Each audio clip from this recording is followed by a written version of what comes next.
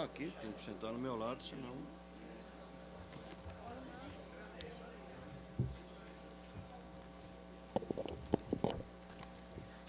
Só me dá aquele o do ano passado, só para mim fazer uma referência, depois eu te dou. Não, o outro. Você vai chamar ou você vai fazer? É melhor o Diogo que você não está aqui na abertura, depois eu falo. Diogo. Hã? Chama o Diogo, depois que o ministro Não, chama. não. É sim, ele está aí. Já combinamos, não tem para chamar. É o ministro. Não tem problema não. Depois podemos estar chamando para ficar.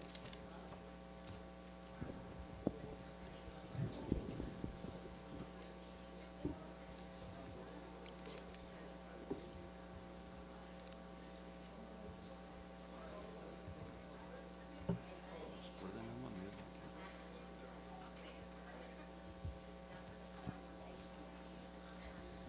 Bom dia a todas e todos. Queremos dar as boas-vindas, dizer da alegria de podermos retomar o ciclo de debates e de seminários que nós já fizemos no ano passado, com o título geral no ano passado, Movimentos Sociais de Democratização do Estado, e este ano, com o tema geral, Democratização do Estado, Valores e Projeto de Desenvolvimento. Saudando a vocês todas e todos, saúdo também que está comigo aqui, vai coordenar comigo a mesa aqui, e o seminário hoje, a Selma Quintela, que é aqui da DIGEP, da Secretaria de Administração, da Secretaria-Geral da Presidência. Saudar o ministro Gilberto Carvalho, presença muito importante aqui, além, sabendo que a agenda anda bastante difícil, no sentido de muita agenda. Inclusive, hoje, a presidenta Dilma está recebendo os povos indígenas, então tem toda uma preparação para isso em curso durante o dia, além da marcha dos prefeitos, que está acontecendo também ontem e hoje. Saudar Márcio Portman, hoje na Fundação Perseu Abramo, ex-presidente do IPEA, professor da Unicamp. Saudar Diogo de Santana, secretário executivo da Secretaria-Geral, que está aqui também prestigiando, e a todas e todos vocês. Como o ministro ele tem agenda, a gente já vai passar a palavra para ele em seguida, e depois a gente dá outros detalhes desse seminário promovido pela Secretaria-Geral da Presidência para, preferencialmente ou especialmente, pessoas e funcionários e agentes do governo, mas também sempre tem pessoas da sociedade aqui presentes, quem nós saudamos também. E ele faz parte de um debate e de uma prioridade que já estabelecida ano passado pela Secretaria-Geral da Presidência, que chama Qualificação e Ampliação de Participação Social por meio de estudos, pesquisas e formação. Resumindo, estudos, pesquisas e formação, que é um conjunto de atividades que a gente vem fazendo em termos de Secretaria-Geral, a nível interno da Secretaria-Geral, mas também passando isso para o conjunto do governo. Depois a gente dá mais detalhes, o resto da programação, para garantir e aproveitar a presença aqui, honrosa para todos nós, o ministro Gilberto Carvalho, que tem sido, dentro do governo, alguém extremamente importante, tanto na formulação das ações de governo, nas políticas sociais, na relação com a sociedade, os movimentos sociais, e que, portanto, nos honra muito com a sua presença aqui neste momento. Gilberto. Larga a mão de se puxa-saco, Silvino. Meu querido Silvino, em teu nome eu quero saudar toda a equipe que organiza este seminário. Meu querido amigo Márcio, Eu quero agradecer muito, Márcio, a tua disponibilidade no meio dos tiroteios todos e estar aqui com a gente. E eu vou ser bem breve, porque eu tenho que sair 10h30, eu quero ouvir um pouco ainda do que o Márcio tem a nos dizer hoje. Querida Selma, que coordena toda a área de recursos humanos e nossa política de relações humanas aqui da presidência. Queria agradecer muito a presença de cada um de vocês hoje. E eu sempre ressalto isso, a coragem que a gente tem de parar para refletir. O ativismo da vida, das loucuras, em geral, é uma permanente tentação para a gente não refletir, não parar, não aprofundar as razões da nossa luta, os destinos, os objetivos estratégicos que nós temos. Então, ter a coragem de parar uma manhã como essa e, particularmente, num momento tão interessante, tão cheio de perguntas como esse eu considero muito importante, por isso eu cumprimento a iniciativa do nosso pessoal em ter promovido essa série de seminários, que nesse ano tem como mote a questão dos valores do desenvolvimento. Mas, além dos da casa, eu quero comentar alguns particulares amigos que nos honram aqui, que é o Ival, que é o prefeito de Jaraguá. Quem não conhece Jaraguá precisa conhecer. Uma bela cidade do interior de Goiás, um polo importante, têxtil. E o Lineu, que foi prefeito lá também, tem uma belíssima festa do Divino Espírito Santo lá, com a cavalhada. Depois você me dá o cachê, né, pela propaganda, mas queria cumprimentar também. É em maio, abril, maio, né, sempre. É na festa de Pentecostes, a festa do Divino Espírito Santo. Tem uma cavalhada ao estilo medieval, muito bonita lá, que é muito comum no interior. Quer dizer, não é muito comum, mas várias cidades desse interior do país, sobretudo Goiás e Minas, desenvolvem. Mas lá, particularmente, eu já fui lá uma vez e gostei muito. Também cumprimentar o Gilmar Alves, que é o diretor da Associação Goiânia de Municípios. O pessoal está aqui por conta do encontro de prefeitos, mas nos deu a honra de estar aqui conosco. E também saudar a nossa Laís, que representa aqui entre nós a OIT, que acaba de ter um grande congresso, e a presença da Laís sempre também é um reforço para a gente. Todos vocês, eu só queria, muito brevemente, marcar a oportunidade desse debate num momento que nós estamos vivendo no país. A gente tem 11 anos de trabalho dentro desse projeto de governo, e quando, de alguma forma, eu digo isso com muita cautela, mas de alguma forma nos acomodávamos, achando que a gente tinha feito um belo trabalho de resolver parte dos dramas do Brasil do ponto de vista da inclusão, uma satisfação grande pelos mais de 40 milhões de brasileiros incluídos, navegando no meio de uma crise econômica, é verdade, internacional duríssima, com muitas dificuldades internas também, mas, se comparado com o cenário internacional, numa situação bastante razoável, apesar dos catastrofismos normais de muitos críticos, mas quem conhece as relações internacionais hoje sabe como é importante estarmos vivendo o momento que estamos vivendo no Brasil, do ponto de vista da economia, insisto, com dificuldades, mas incomparáveis com outros países. Nós, quando caminhávamos para transitar o governo de maneira mais ou menos sem grandes turbulências, a gente é surpreendido por esse grande movimento popular, essa grande manifestação que, embora tenha arrefecido temporariamente, eu tenho a sensação de que não será um arrefecimento definitivo. Eu tenho a sensação de que veio para ficar no Brasil uma vontade de participar, uma declaração de se representar de maneira diferente, de contestação da política institucional. E aí a importância, de frente a esses momentos que são contraditórios, quem tiver dúvida da contradição, basta olhar o que aconteceu no Egito, basta olhar o que está acontecendo hoje na Tunísia, com as suas idas e vindas, como é próprio da humanidade.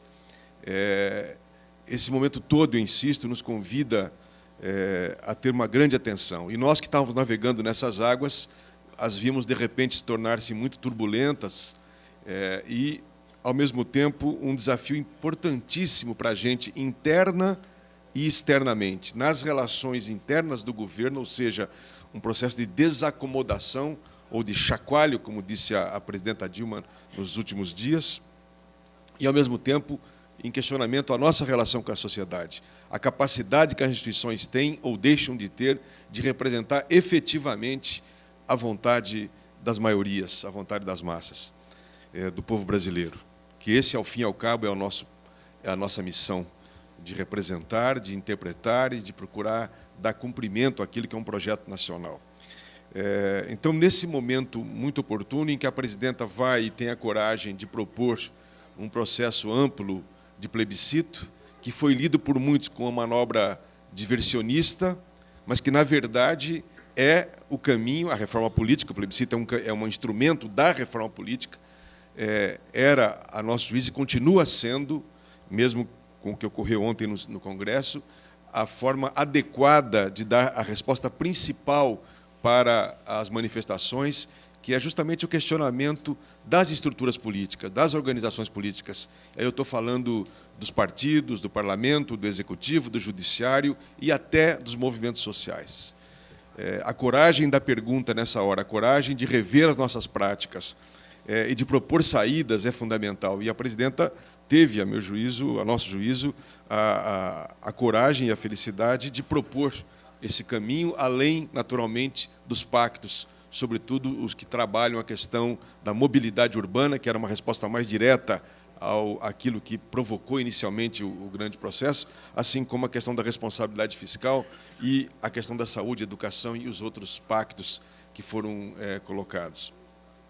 Eu acho que a conduta do Congresso Nacional, que nós respeitamos como um poder autônomo, não deve tirar de nós a teimosia, a insistência de que a construção de um novo projeto no Brasil tem como valor fundamental, tático e estratégico, a questão da democracia e da participação. Da democracia como que contempla, mais do que nunca, de maneira irreversível, a participação da sociedade. E é por isso que nós vamos continuar teimando não apenas na bandeira da reforma política, mas na bandeira da consulta ao povo, do plebiscito ou de alguma forma nova que nós encontrarmos que faça de um jeito ou de outro abrir essa janela, oxigenar essa janela do mundo político para essa participação, para uma forma de alterar-se o modelo de democracia no Brasil. Eu acho que, mais do que uma crise, é uma oportunidade que nós estamos vivendo para sacudirmos nossos próprios conceitos, nossa própria prática e o do conjunto do mundo político. Por isso que eu acho que a vinda do Márcio aqui, com toda a sua capacidade de formulação, com a sua experiência, ele preside hoje a Fundação Perseu Abramo, que é um centro de estudos justamente de propostas que nós temos, depois de uma longa experiência no IPEA, na Unicamp, ex-quase futuro prefeito de Campinas e tantas outras coisas que o Márcio foi fazendo ao longo da vida, professor na Unicamp. Tudo isso nos dá a ele a condição de nos ajudar muito nesse trabalho. Então, Márcio, eu só queria, mais uma vez, agradecer e me calo aqui, porque eu quero te ouvir. Obrigado.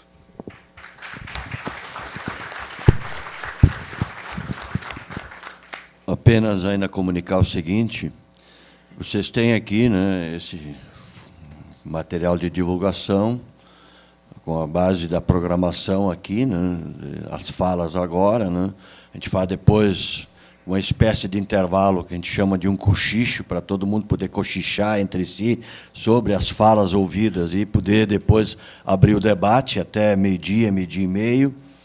E também já tem aqui, vocês têm aqui os próximos 2 seminários com o título, né, o segundo, Cultura Democrática, Estado e Movimentos Sociais, quais os desafios comuns, no dia 19 de setembro, e o terceiro e último do ano, a participação de movimentos sociais na elaboração de políticas públicas.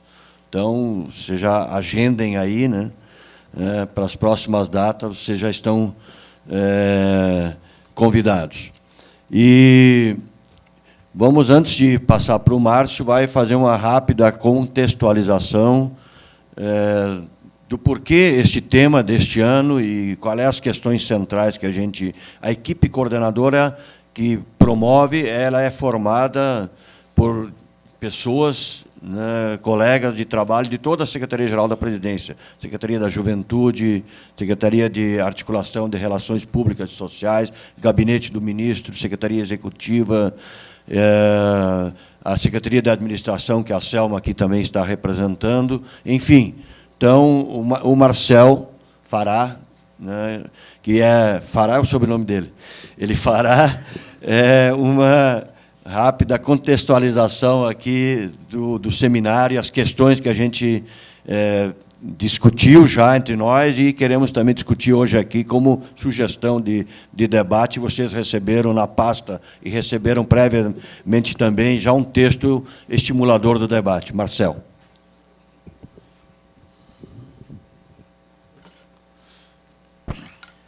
Bom dia a todos e todas.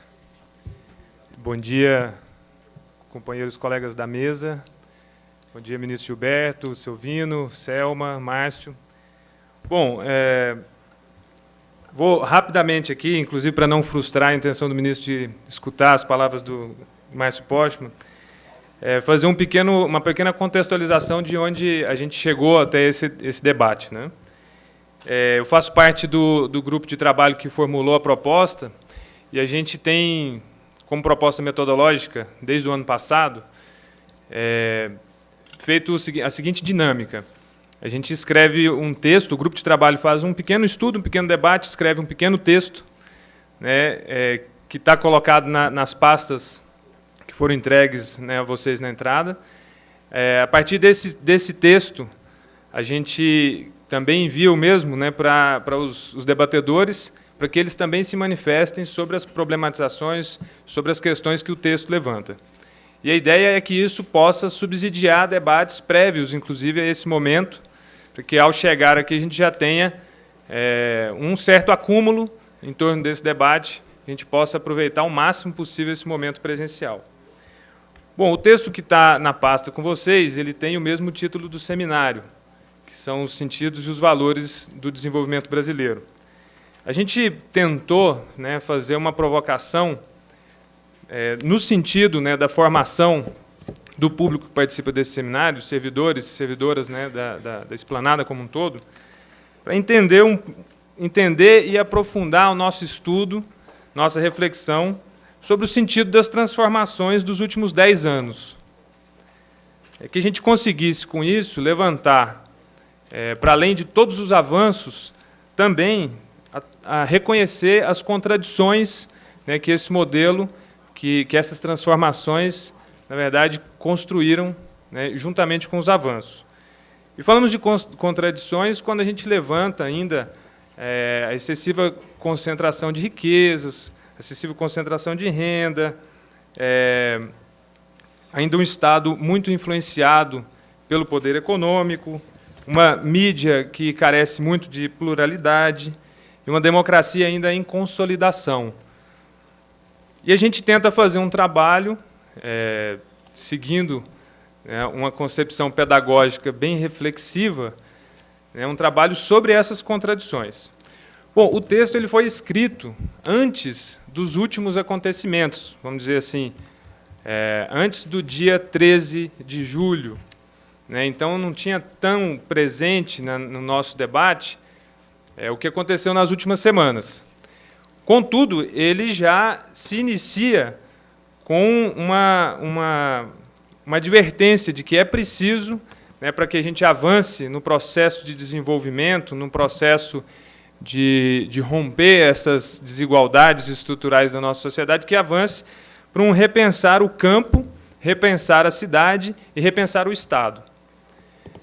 Então, o que nós já considerávamos uma prioridade, né, essa reflexão aqui dentro desse grupo de trabalho na Secretaria-Geral, acabou se tornando mais prioritária ainda, né, nos últimos dias.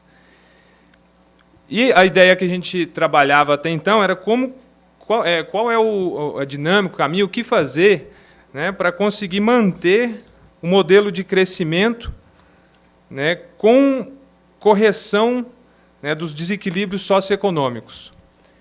E apontávamos para um limite em que pudéssemos estar chegando, né, para o modelo das transformações dos últimos 10 anos.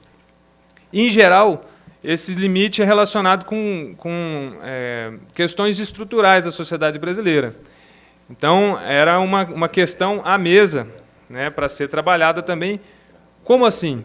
Né, como é que, o que está sendo dito quando se diz que esse modelo chega a um limite porque a gente tem que avançar mais em questões estruturais? Isso é real? Né, há indícios desse limite? Que questões estruturais seriam essas?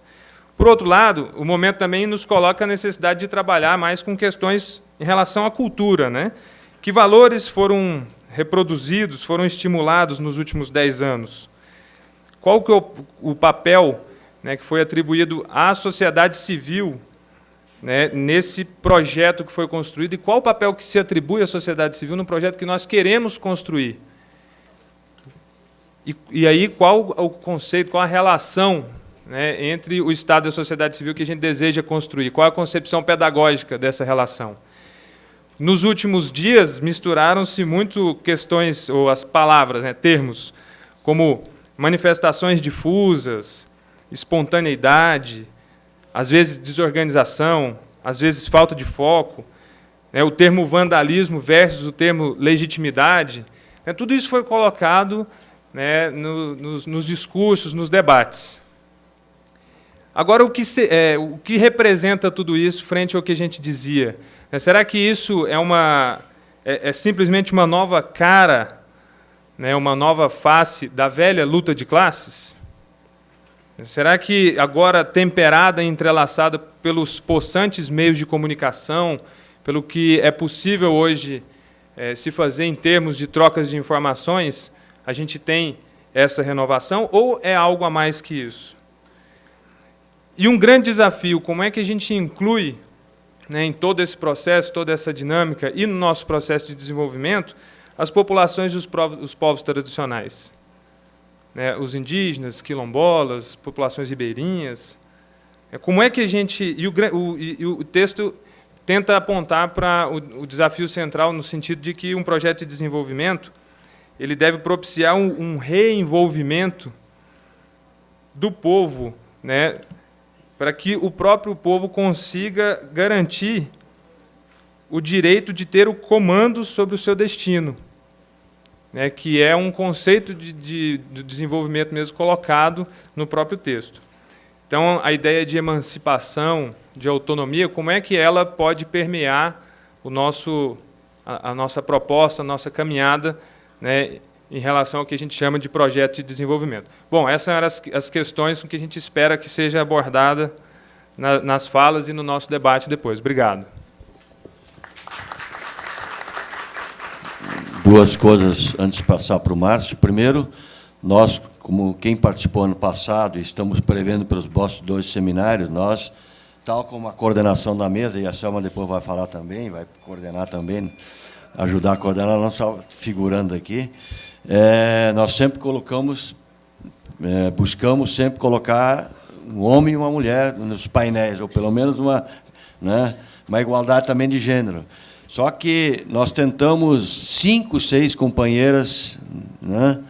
Mudamos, é a 3ª data, esse seminário era para sair em junho, e, de fato, não conseguimos pessoas que pudessem contribuir hoje. No fim, como conseguimos acertar também a agenda do Márcio, que não é fácil, né? A gente acabou ficando só com o Márcio hoje, né? Mas achamos também que ele tem toda a condição, obviamente, de subsidiar e contribuir nesse debate, né? Segundo, nós, normalmente, como, além do texto que foi referido já, que nós fizemos, elaboramos, nós normalmente mandamos também, encaminhamos um texto dos próprios palestrantes previamente também para contribuir no debate. O Márcio indicou para a gente o capítulo 5º deste livro dele, então já faço também uma propaganda do livro dele, né, de 2010, Desenvolvimento e Perspectivas Novas para o Brasil, especialmente o capítulo 5º, né, que é um capítulo que fala da perspectiva do desenvolvimento no limiar do século XXI. Então, quem quiser depois comprar o livro, ler depois todo o conjunto do livro, especialmente o capítulo 5º. Finalmente, antes de passar a palavra para o Márcio, além de todos os atributos que o ministro Gilberto já falou dele, ele, além de tudo, é venançoairense. Venançoairense significa da minha terra, meu conterrâneo. Ele e o Mano Menezes, viu? Embora o Mano Menezes seja tão de Venâncio Soares, é no município ao lado, mas se criou, para os flamenguistas atualmente, aí, viu? Se criou em Venâncio Soares. Né? Então, é também algo que a gente tem que... Eu sempre digo, né, porque é uma honra para mim também ter o Márcio Porchmann, e eu falo como bom filho de descendente de alemães, né, ao contrário do Marcelo, falo Porchmann. Né? Muitos falam Porchmann. Né? Márcio Porchmann.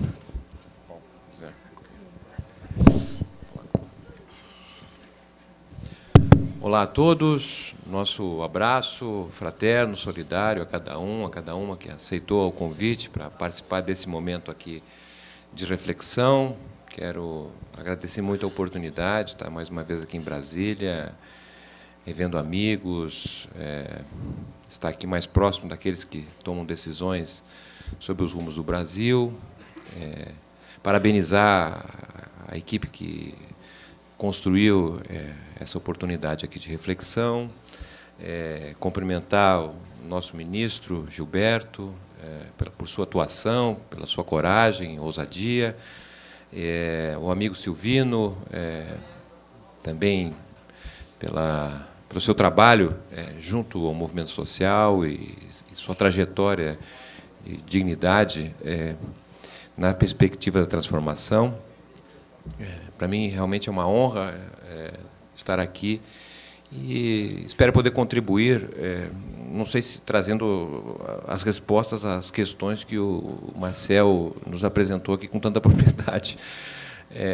Vou, na verdade, dividir a minha fala em 3 partes. Entendo que são elementos para refletir de alguma coisa mais ampla o sentido do desenvolvimento, não apenas do ponto de vista brasileiro, mas do desenvolvimento dentro do contexto que o capitalismo nos estabelece. Então, eu quero iniciar essa exposição aqui, na realidade, trazendo alguns elementos sobre como estou vendo a problemática do desenvolvimento no espaço nacional. A meu modo de ver, nós estamos vivendo um esgotamento de um ciclo do desenvolvimento capitalista no espaço nacional. Então, quero refletir um pouco a respeito dessa perspectiva. Na segunda parte, eu gostaria de trazer aqui também uma reflexão sobre como vejo os entraves da dinâmica atual do desenvolvimento brasileiro.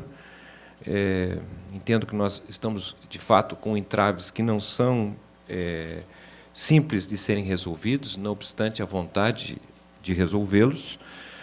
E, por fim, gostaria de trazer aqui também elementos a respeito da restrição ao estabelecimento de uma nova agenda de transformação civilizatória. Acredito que nós estamos muito prisioneiros a uma agenda construída a partir do século XIX, e nós estamos diante de evidências inegáveis de uma agenda que, ao meu modo de ver, não está estabelecida, não está externalizada no centro da política.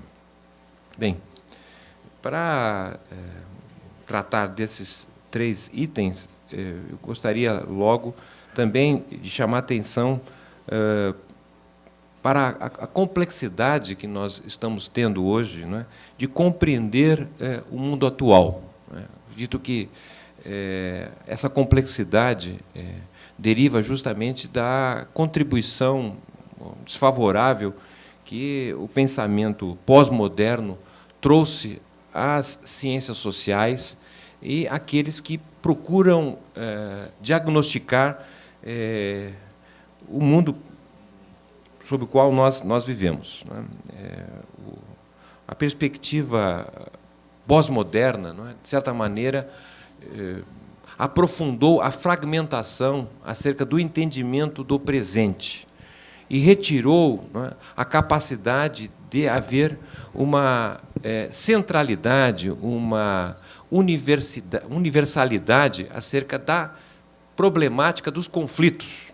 Quer dizer, o pós-modernismo nos trouxe, na verdade, uma visão fragmentada e especializada dos conflitos, de tal forma que nós estamos trabalhando cada vez mais com uma agenda de diversidade de conflitos, sem hierarquia no entendimento desses conflitos, de tal forma que a agenda hoje está eivada de visões parciais e que não oferecem uma perspectiva totalizante a respeito das transformações necessárias, de tal forma que se coloca sobre a agenda os conflitos no interior da economia em igual peso aos conflitos internacionais, aos conflitos de gênero, de raça, e assim por diante. Então, nós temos hoje uma agenda, não é, por demais fragmentada, e esta agenda, a nosso modo de ver, perdeu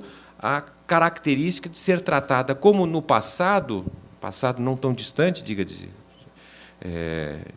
em que era possível construir uma agenda de transformação que tivesse uma hierarquia e que desse uma centralidade a respeito das importâncias dos conflitos. De tal forma que hoje, a nosso modo de ver, nós estamos tendo uma grande complexidade de entender o momento em que vivemos e, mais do que isso, construirmos, não é, uma agenda de transformação que dê conta desta totalidade das partes. E isso é especial, ao meu modo de ver, pelo reconhecimento que nós estamos vivendo uma transição muito grande, uma transição profunda da chamada sociedade urbano-industrial, de qual nós todos aqui somos herdeiros, para uma nova sociedade, para uma sociedade pós-industrial. Uma sociedade que tem conflitos que não são diferentes do conflito da sociedade industrial, mas são conflitos mais sofisticados, mais aprofundados, e que, de certa maneira, são conflitos, não é, que colocam em xeque as instituições criadas desde o século XIX para gerir a sociedade urbana-industrial. E entendo que essas instituições estão em xeque porque elas não respondem aos conflitos maiores que surgem de uma sociedade pós-industrial, de tal forma que as instituições de representação de interesse reverberam, em parte, cada vez menor, não é, o esfacelamento da sociedade, em que alguns autores denominam cada vez mais uma transição de classes para uma ideia de multidões, né, em que há uma profunda heterogeneidade na forma de ver o mundo e de compreender o papel de cada um na sociedade. Não apenas as instituições de representação de interesse, estamos falando aqui dos partidos, dos sindicatos, né, das próprias associações, que foram, elas, importantíssimas na organização da sociedade urbana e industrial, mas nós também vivemos, não é, um momento em que está em xeque as próprias organizações, especialmente o Estado que temos hoje, né, um Estado construído nos últimos 200 anos para dar conta de uma sociedade urbana e industrial. Esse Estado tem uma série de dificuldades de lidar com o que nós estamos vivendo hoje, porque é um Estado também que vem aprofundando a setorialização de suas ações e perdendo a capacidade de ver o todo. De forma que o problema que os indivíduos e que a sociedade tem hoje, numa sociedade pós-industrial, são problemas complexos, problemas totalizantes, em que o Estado, dividido em partes especializadas, não responde na sua totalidade. Essa situação especial é uma situação em que o novo, seria a sociedade pós-industrial, não está completamente concluída e prevalece ainda, não é, as marcas da sociedade que está dizendo adeus, mas que não diz adeus na sua plenitude. Então, essa é a complexidade sobre a qual as ciências humanas têm dado pouca contribuição, porque é inegável a produção do conhecimento parcial. Se nós formos pegar qualquer tema da saúde, não é? Nós vamos encontrar uma infinidade de autores, reflexões, de especialistas, dos especialistas que entendem de tudo do olho direito, mas não sabem nada a dizer sobre o olho esquerdo. Né? E isso não é uma particularidade no mundo do conhecimento da questão da saúde, mas também do mundo do conhecimento da educação, do trabalho. Então, nós estamos vivendo, nesse sentido, uma enorme dificuldade de dar conta dos conflitos que emergem, dos conflitos que ganham maior magnitude nessa sociedade na qual nós todos somos parceiros e, de alguma maneira, estamos ajudando a construir. É dentro dessa complexidade que eu gostaria, de fato, entrar, então, nos itens pelos quais eu me preparei para fazer essa fala muito rápida. Em primeiro lugar, não é a problemática do desenvolvimento, tal como nós conhecemos, que é, na verdade, o desenvolvimento construído a partir do espaço nacional. Não é? A nosso modo de ver, há um esgotamento dessa perspectiva do desenvolvimento no espaço nacional. Não é? Estou querendo chamar a atenção porque o desenvolvimento capitalista dos últimos 300 anos ele se deu fundamentalmente a partir da presença de impérios e não de estados nacionais. Certo? O que nós temos hoje, na realidade, não é uma perspectiva que se apresentou mais como exceção do que regra, que foi a experiência dos últimos 80 anos, em que o desenvolvimento foi fundamentalmente uma construção dentro do espaço nacional. Não é? Eu estou falando basicamente do que nós podemos observar entre o início da Primeira Grande Guerra Mundial, 1914, ao final, basicamente, da década de 80, início da década de 90. Até o início do século passado, 1914, o que nós tínhamos de possibilidade de desenvolvimento era um desenvolvimento associado à presença de impérios e relacionados a colônias. Tanto é verdade que, no início da Primeira Guerra Mundial, 1914, nós estamos falando de alguma coisa no mundo de não mais do que 50 países. Era a hegemonia dos impérios, o Império Austro-Húngaro, o Império Otomano, né? O Império Inglês e os impérios herdeiros do século XIX, do século XVIII, XVII, como no caso de Portugal e ainda de Espanha. Então, o mundo da Primeira Grande Guerra Mundial é um mundo constitutivo de poucos países, não mais do que 50 países. E as duas grandes guerras mundiais, associado inclusive à Depressão de 1929, foi fundamental para marcar uma nova etapa na hegemonia do mundo, construída a partir dos Estados Unidos, e sua relação dos Estados Unidos com estados nacionais. Algo inédito até então no desenvolvimento capitalista, tal como se consagrou a identificação do desenvolvimento capitalista a partir dos impérios. Evidentemente que as duas grandes guerras mundiais, numa leitura mais economicista, foi inegavelmente um embate para entender qual seria a nação que superaria a Inglaterra, dado a decadência da hegemonia inglesa no início do século XX. Vamos entender que o desenvolvimento capitalista ocorre a partir da existência de um centro dinâmico. O capitalismo pressupõe a existência de um centro, e esse centro associado a órbitas periféricas. Não há desenvolvimento capitalista sem um centro dinâmico. E esse centro dinâmico pressupõe a existência de três características fundamentais. Em primeiro lugar, a existência de uma moeda de curso internacional.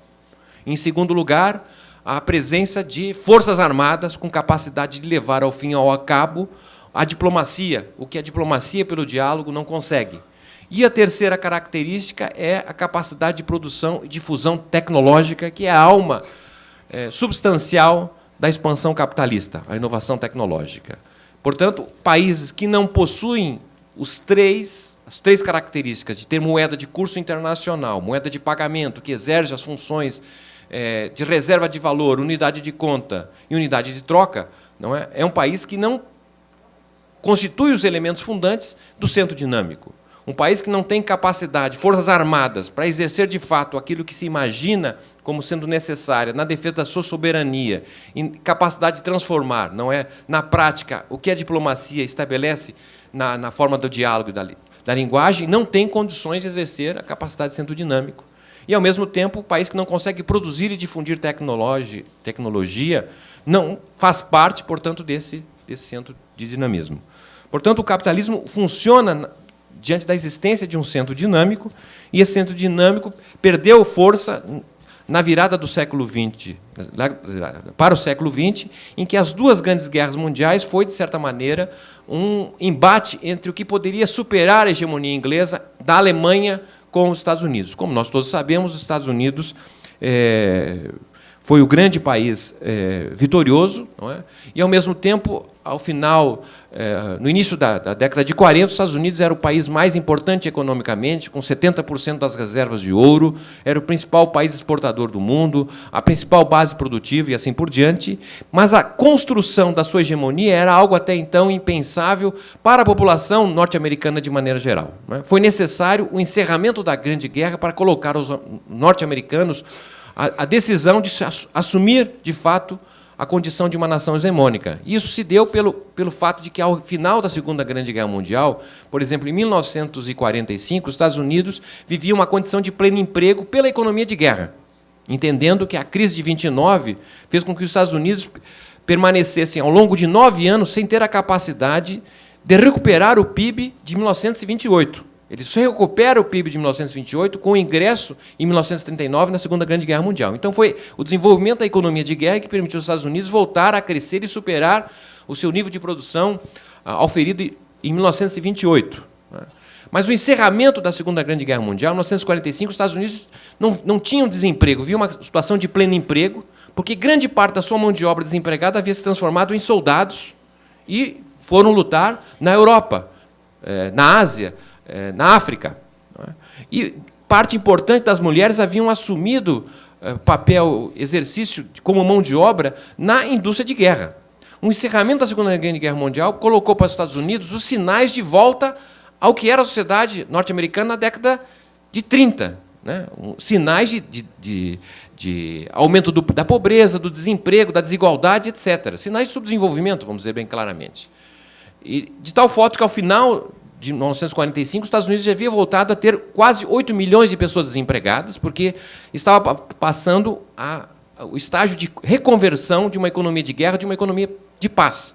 Então, a volta do desemprego, porque 12 a 15 milhões de pessoas haviam retornado como soldados que se transformavam em operários, e não havia capacidade de absorvê-los, e nem tampouco colocar as mulheres que anteriormente tinham abandonado a condição de mulheres do lar para novamente essa mesma situação. O entrave fez com que, de certa maneira, se colocasse a possibilidade da guerra ser um instrumento importante na própria exercício da hegemonia e fazer com que os próprios norte-americanos aceitassem pagar impostos para viabilizar o financiamento de 750 bases militares dos Estados Unidos no mundo todo. E de manter a economia de guerra como elemento importante no desenvolvimento tecnológico. E é nessa circunstância que os generais vitoriosos norte-americanos assumem, como foi o caso do general Marshall, por exemplo, o general MacArthur, a postura de enfrentamento, não é, ao que passou a ser o inimigo, não mais na Segunda Grande Guerra Mundial, o inimigo do comunismo, e construir, então, uma hegemonia, mas uma hegemonia que foi compartilhada com a presença de Estados. Basta dizer que as regras do compartilhamento dessa hegemonia foi construída, não é, através de acordos, como o Acordo de Bretton Woods, em 1944, com a presença de 44 países, não é, que assinaram um acordo de que a moeda norte-americana se tornaria moeda de curso internacional. É bem verdade que os ingleses não aceitavam, defendiam o Bancor, uma moeda sem características nacionais, não é? Mas o acordo lá resultante em 44 fez com que os Estados Unidos passassem a ter uma moeda de curso internacional. Foram construídas as Nações Unidas, não é? Uma Assembleia das Nações Unidas, das nações, não é? Nesse sentido, algo que não existia até então, e também construídas instituições multilaterais, sempre com a presença de países, com contribuições financeiras, que foram, basicamente, o Fundo Monetário Internacional, o Banco Mundial e o GATT, Acordo de Livre Comércio, hoje conhecido como a Organização Mundial do Comércio. Então, a ossatura desta hegemonia foi construída de uma relação, entre aspas, de igualdade entre os Estados nacionais, reconhecimento da autonomia. E as duas grandes guerras levaram praticamente ao fim dos antigos impérios otomanos, o Império Austro-Húngaro e até mesmo, não é, a decadência dos impérios, como no caso da Inglaterra, que lá, já em 47 tem a independência inglesa, tá certo? E a desorganização dos outros impérios, como o caso português, nos anos 70, com as antigas colônias. Então, nós vamos ter, de 45 até o início dos anos 90, o aparecimento de 150 estados no mundo. 150 países que se integram nesta lógica de relação soberana na construção de uma hegemonia fundada principalmente nos Estados Unidos, em que tinha regras muito claras acordadas entre os países. No entanto, menos de 30 anos após esse acordo, no encerramento da Segunda Grande Guerra Mundial, nós tivemos, não é, na verdade, sinais claros da decadência norte-americana no início dos anos 70. No início dos anos 70, os Estados Unidos haviam perdido a guerra para o Vietnã, portanto, as suas forças armadas estavam desacreditadas, perderam para um país pequeno, evidentemente com um povo glorioso, como são os vietnamitas, que haviam já derrotado os franceses em outro momento, mas, de toda maneira, para o mundo, isso foi um sinal de descrença inegável do ponto de vista do que representavam as Forças Armadas norte-americanas. Estavam também derrotadas as Forças Armadas no interior do país, dado o conflito, não é, que se instaurou da contestação existente nos Estados Unidos contra a guerra, contra o uso dos recursos para esse tipo de finalidade, não é? O conflito dentro do governo do próprio Kissinger, não é?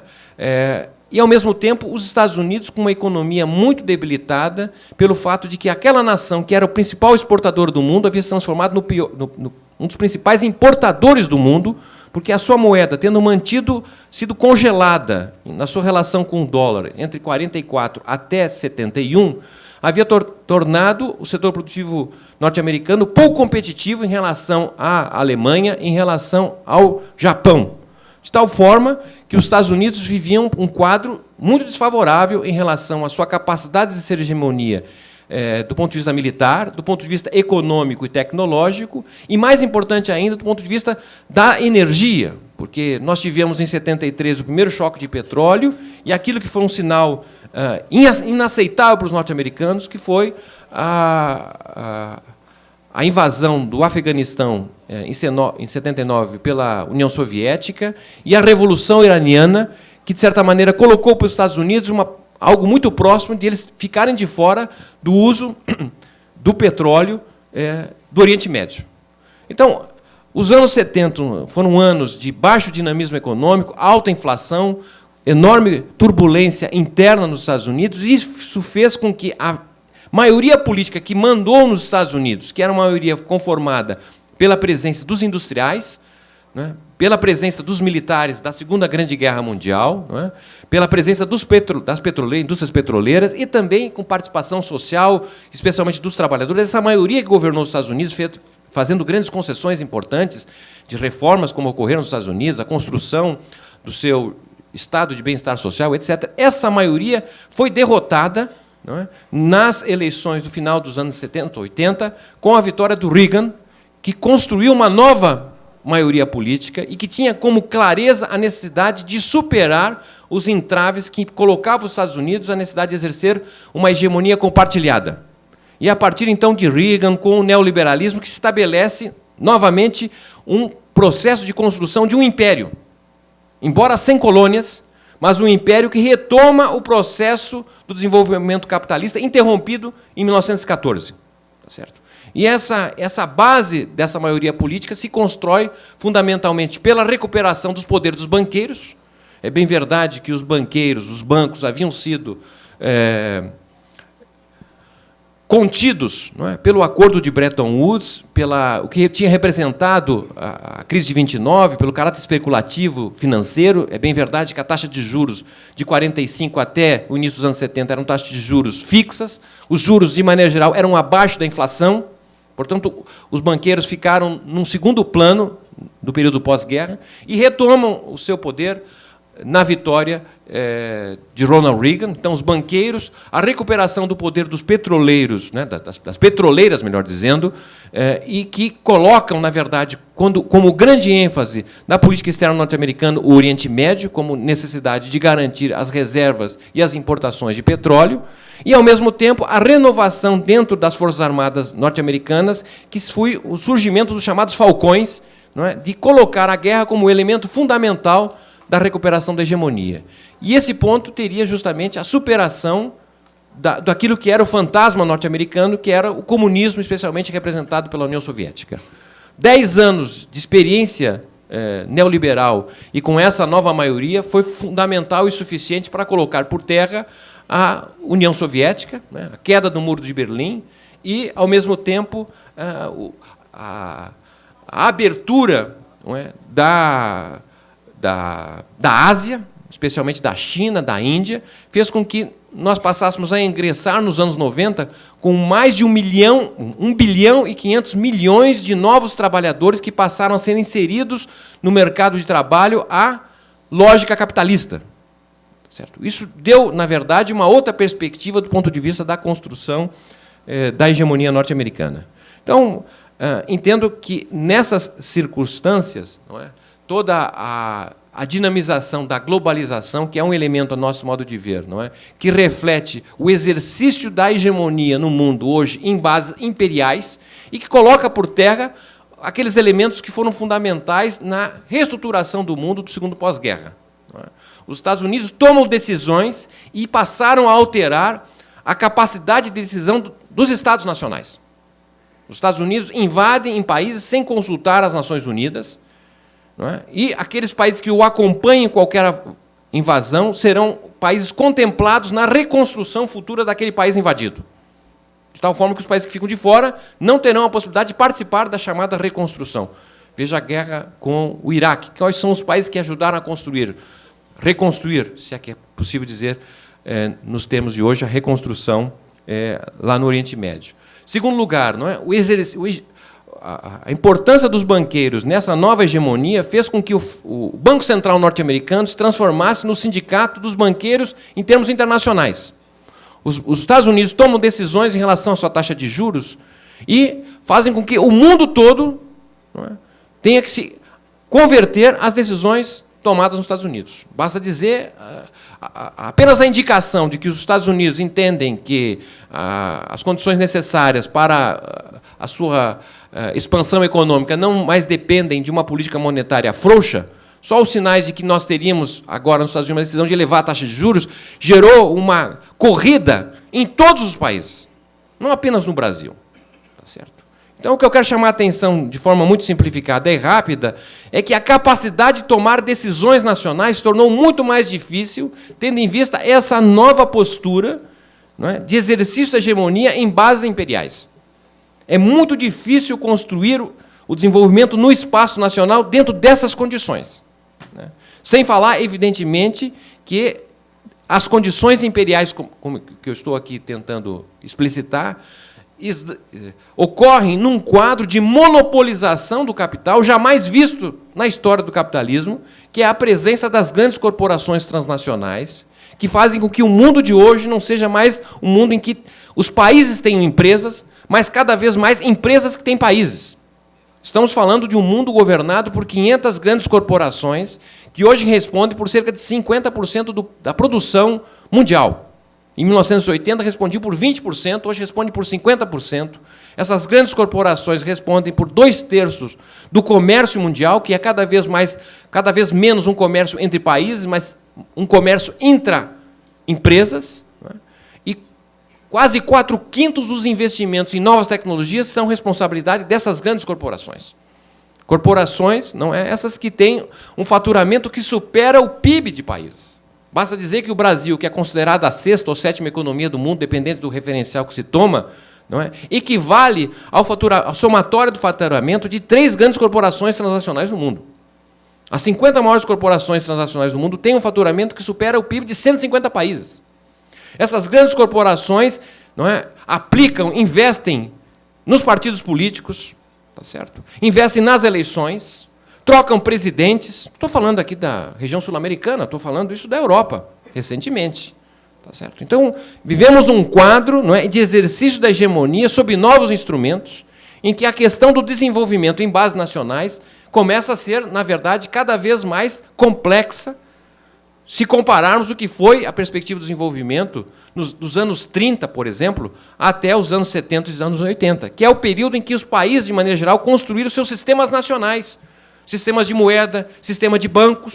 O Brasil, por exemplo, não tinha sistema bancário, né, pré-30, pré-40. Os sistemas nacionais de moeda, de bancos, se quisermos, de educação e assim por diante, tudo isso é uma construção muito recente. Certo? Então, essa é uma primeira preocupação que eu gostaria aqui de compartilhar em relação a essa perspectiva, não é, que nós estamos diante de um quadro que não significa o desaparecimento dos Estados nacionais. É difícil imaginar que há um retrocesso nesse sentido, mas, na verdade, uma complexidade muito maior e que não nos permite fazer associações comparativas com o que eram as possibilidades do desenvolvimento dos últimos 50, 60 anos. É um equívoco, a meu modo de ver, quando dizem, se fez assim ou se fez assado, quando se olha o Brasil ou qualquer outro país, nos anos 70 fazia assim. Claro, nos anos 70, a realidade internacional era muito diferente do que nós temos hoje. Portanto, a capacidade de fazer políticas autônomas perdeu dimensão, embora isso não justifique, não é? E não permita reconhecer que há diferenças nacionais inequívocas. Eu queria entrar na segunda parte, que diz respeito aos entraves da dinâmica atual do desenvolvimento brasileiro. Em primeiro lugar, reconhecendo que os saltos do desenvolvimento que nós temos no Brasil, se nós olharmos os últimos 150 anos, esses saltos ocorreram fundamentalmente nos períodos de crise internacional. Tá certo? O Brasil, em períodos em que a economia internacional andou muito bem, nós não tivemos possibilidade de fugir um pouco da lógica tradicional que permeou as decisões de maneira geral. Estou lembrando aqui muito rapidamente, porque nós tivemos uma depressão importante entre 1873 e 1896, que é um período que coincide com transformações significativas no Brasil. Podemos pegar a década de 80, de 1880, que é uma década de reforma política, por exemplo, que ampliou a capacidade do capacidade de haver eleições mais amplas. Vamos lembrar que, até 1932, não dá para dizer que nós tínhamos democracia no Brasil, a não ser democracia censitária, porque só votavam, até 32, homens ricos. Homens pobres e mulheres não participavam do processo eleitoral, o que significava dizer que não mais do que 4% da população participava do processo eleitoral que veio do Império e continuou sob a República Velha. Mas não há dúvida que houve transformações importantes do ponto de vista da política na década de 1980. Nós tivemos uma reforma laboral inegável, que foi a abolição da escravatura. É bem verdade que foi um dos últimos países a abolir a escravatura. Só fizemos isso quando já quase não tínhamos mais escravos. Uma coisa era fazer a abolição da escravatura na década de 1830, 1840, 1850. Outra coisa é fazer a abolição da escravatura quando nós já temos menos escravos, mas, não obstante, reconhecer que isso não foi uma decisão muito difícil de se fazer. Não é? Ao mesmo tempo, nós abandonamos o império e construímos uma república. Não é? Tínhamos uma elite que derivava dos abolicionistas, como Rui Barbosa, que tinha uma visão clara a respeito da necessidade do Brasil superar a antiga sociedade agrária e entrar numa sociedade moderna, uma sociedade urbana, uma sociedade industrial. Tá certo? Então, a crise internacional abriu um espaço importante e que o Brasil se reconfigurou, a meu modo de ver, durante esse período, no final do século XIX. Não é? Mas, por problemas, a nosso modo de ver, na formação da maioria política, nós jogamos fora, no Acordo de 1896, e empurramos até 1930, uma república muito arcaica, muito oligárquica, de certa maneira, que nos impediu fazer mudanças mais importantes e que foi impondo derrotas aos vários movimentos regionais de transformação que se apresentavam ao longo da República Velha.